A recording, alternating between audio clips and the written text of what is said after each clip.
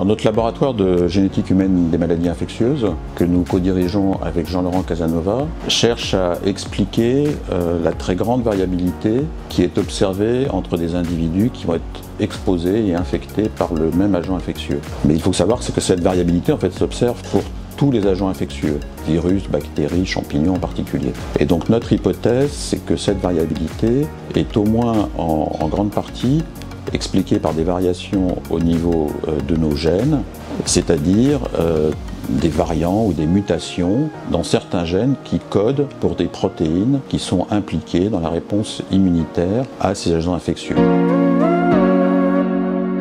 Donc en identifiant ces gènes mutés, en les caractérisant ou ces causes immunologiques, on va progressivement comprendre chez l'homme quels sont les mécanismes qui sont impliqués dans l'immunité anti-infectieuse dans des conditions naturelles d'infection. Et donc le but ultime, notre mission ultime évidemment, c'est une meilleure prise en charge du patient.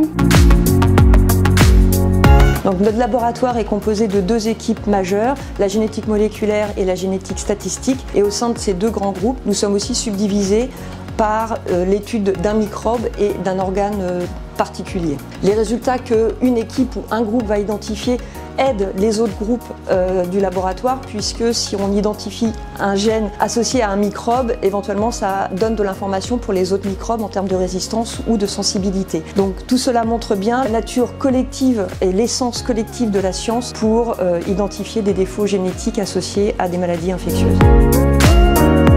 Notre stratégie repose sur le criblage de l'ensemble du génome humain par le séquençage au débit de cohortes de patients et d'individus contrôle, puis sur la comparaison de ces données de séquence entre ces différents groupes d'individus à l'aide d'outils bioinformatiques et biostatistiques que nous développons et optimisons au laboratoire. Pour vous donner un exemple, cette stratégie nous a permis récemment de découvrir que des défauts du gène TLR7, localisé sur le chromosome X, entraînait plus de 1% des formes graves de Covid-19 chez l'homme et plus particulièrement chez les hommes de moins de 60 ans.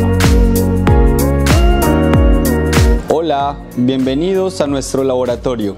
Hallo und willkommen in unserem Labor. 大家好，欢迎来到我们实验室。 Notre laboratoire possède deux branches, une ici à l'Institut Imagine et une deuxième à l'Université de Rockefeller. La thématique, elle attire également les étudiants, les postdocs, soutenus par des programmes universitaires tels que Erasmus, mais il y a aussi EMBO, EcoSud et EcoNord.